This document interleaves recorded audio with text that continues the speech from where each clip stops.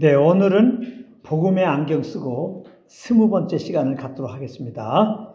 오늘 제목은 꿈을 바라보니입니다. 꿈을 바라보니. 성경은 꿈에 대하여 무엇이라고 말씀하고 있는지를 살펴보도록 하겠는데요. 사람들의 마음속에는 크고 작은 꿈들이 있습니다. 꿈이라고 하는 것은 희망이라는 말과 비슷한 말인데요. 사람들은 그래서 이 꿈을 이루기 위해서 저마다 세부 목표를 세우고 열심히 살아가고 있는 것입니다. 그러니까 사람들에게 꿈은 그들이 살아 숨쉬며 일하게 하는 원동력이 되는 것입니다. 그런데 여러분 아십니까? 이렇게 사람들을 살아가게 하는 원동력이 되는 그 꿈이 사실은 도리어 사람들의 그 영혼을 망치는 주범이 되고 있다는 사실입니다. 이게 무슨 말이냐? 여러분, 사람들이 왜 꿈을 꾸는지 아십니까? 전도서 5장 3절에 보면은 걱정이 많으면 꿈이 생기고 그랬습니다. 걱정이 많으면 꿈이 생기고, 걱정이 많아서 꿈이 생긴다는 거예요. 잘 생각해 보십시오. 정말 그런 것입니다. 우리가 걱정거리가 많으면 그 걱정스러운 상황에서 탈출하고 싶은 마음에 어떻게 합니까? 이렇게 되었으면 좋겠다. 저렇게 되었으면 좋겠다. 이렇게 자연스럽게 꿈을 꾸게 되지 않습니까? 즉 이런저런 망상을 하게 된다 이 말씀이에요. 그래서 그런 꿈들을 가지고 열심히 살아가고 있는 것입니다. 그러다 결국 그 꿈을 이루게 되면 어떻게 됩니까? 내가 내 꿈을 이루었다고 스스로 대견하지 않습니까? 즉 교만해진다 이 말이에요. 그 꿈이 이루어지면 교만해진다. 그런가 하면 그 꿈을 이루지 못하게 되면 어떻게 됩니까? 실망하게 됩니다. 절망하게 됩니다. 그래서 사람들이 나름 가지고 있는 그 꿈들은 자기 영혼을 망치는 주범이라고 제가 말씀을 드린 것입니다. 이렇게 말하면 어떤 분들은 아니 사람이 걱정을 안 할 수가 없고 또 꿈을 가지지 않을 수가 없는데 그럼 어떻게 살라는 말입니까? 이렇게 질문을 할 수가 있는데요. 여기에 딱 맞는 답이 전도서 5장 7절입니다. 제가 한번 읽어보겠습니다. 꿈이 많으면 헛된 일들이 많아지고 말이 많아도 그러하니 오직 너는 하나님을 경외할지니라. 여기 마지막에 보게 되면 하나님을 경외하라고 그랬습니다. 하나님을 경외할 때 걱정이 없어지고 쓸데없는 꿈, 망상이 사라진다는 것입니다. 바로 범죄하기 전, 즉 에덴 동산에서 하나님을 따라 살 때가 그때였던 것입니다. 그래서 그때 아담과 하와에게는 걱정이 없었습니다.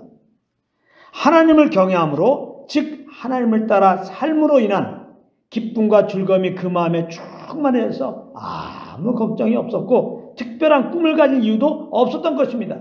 요즘으로 말하자면 큰 집에 살아보았으면, 큰 돈을 벌어보았으면, 혹은 큰 권력을 가져보았으면 하는 이런 꿈들을 가질 필요가 전혀 없었다 이 말이에요.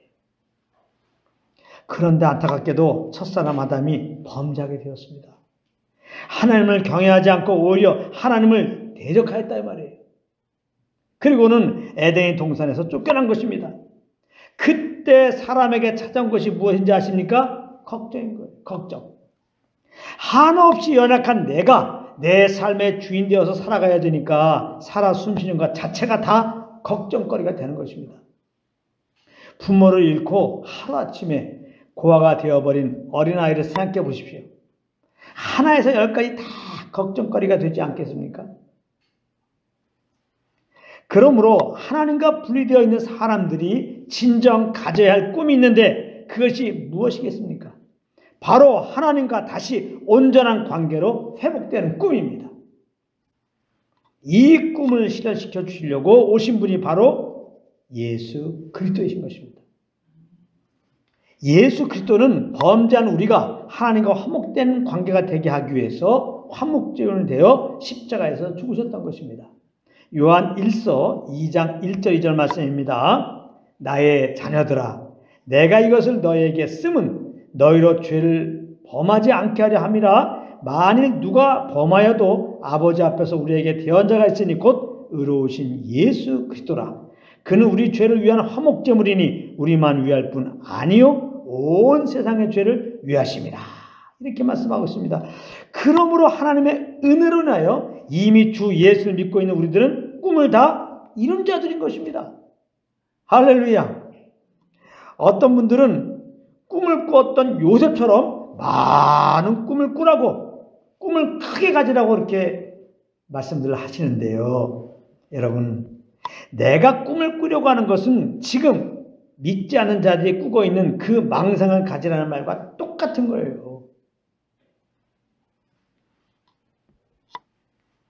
저는 이렇게 말합니다. 여러분들 제발 꿈을 꾸지 마십시오.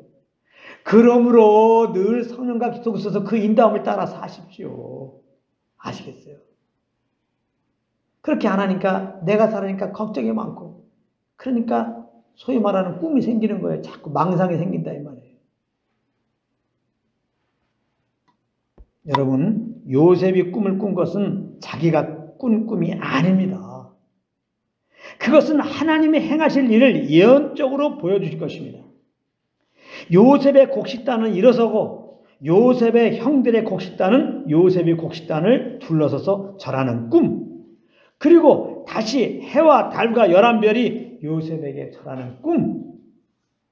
이것은 1차적으로 요셉이 애굽에 팔려가서 심한 고난을 받은 후에 애굽 총리가 되어서 기근으로 인하여 다 죽게 된 그 형제들을 살려줌으로 인하여 그 형제들이 요셉에게 엎드려 절을 하게 된다는 예언의 꿈이었습니다. 그런가 하면 이 꿈의 궁극적인 의미는 이것은 장차 우리 죄를 위하여 죽으시고 부활하신 예수님의 발 앞에 구원받은 모든 자들이 다 나와서 무릎을 꿇고 경배드리게 될 것을 예언적으로 보여주신 것입니다. 계시록 5장 13절 14절 말씀입니다. 내가 또 들으니 하늘 위에와 땅 위에와 땅 아래와 바다 위에와 또 그 가운데 모든 피조물이 이르되 보좌 앉으신 이와 어린 양에게 찬송과 존귀와 영광과 권능을 세세토록 돌릴지어다 하니 내 생물이 아멘하고 장로들은 엎드려 경배하더라 그랬습니다. 그러므로 요셉에게 보여준 꿈은 바로 믿는 우리들에게 보여주신 꿈인 것입니다.